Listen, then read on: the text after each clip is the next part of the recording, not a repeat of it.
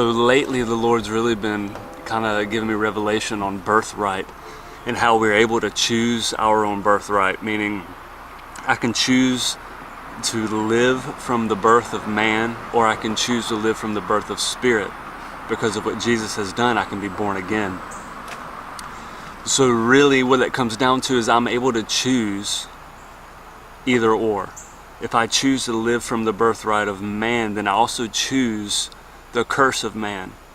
If I choose to live from the birthright of the spirit, then I choose freedom and I choose the inheritance of the spirit. See, and what is so beautiful about the birthright is the choice of living. So I can literally choose if I want to stay underneath the curse or if I want to live in freedom. There is no in between. I cannot intertwine or mingle the two. I can only choose one or the other. And with our birthright comes our blessing. Meaning, if I choose to live for Christ, then I will have the blessing of Christ. If I choose to live for the world,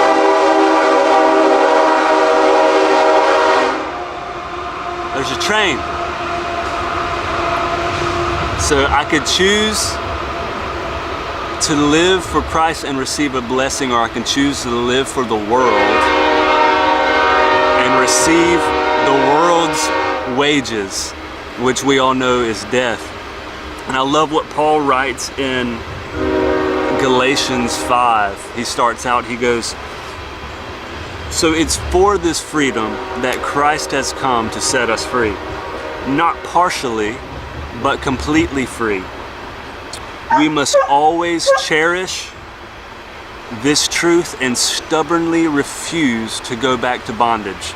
Meaning, once I have chosen to be born from the Spirit, I must cherish the gifts and the love that God has for me and stubbornly refuse to go back to the curse that He has set me free from. We as people can be stubborn about a lot of things, but I want to encourage you to be stubborn about refusing to fall back into bondage. Be stubborn about refusing to be held captive by the curse of man and live in the blessings and inheritance of God and the whole kingdom of heaven.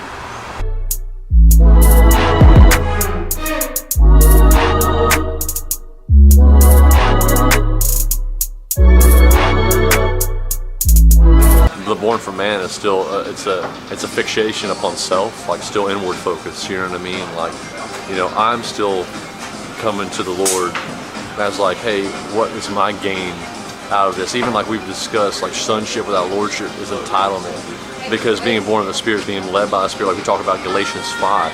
You know, when you're led by the Spirit, you won't fulfill the law. You know what I mean? Because you're so fixated on the Spirit working in and through your life that you've crucified the flesh. Galatians 2, verse 20.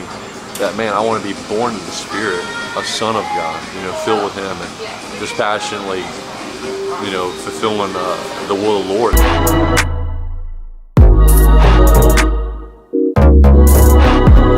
Oh, dang, oh my gosh. Dude, what? Dude, it's like 9 o'clock. Why are we having such a heavy question?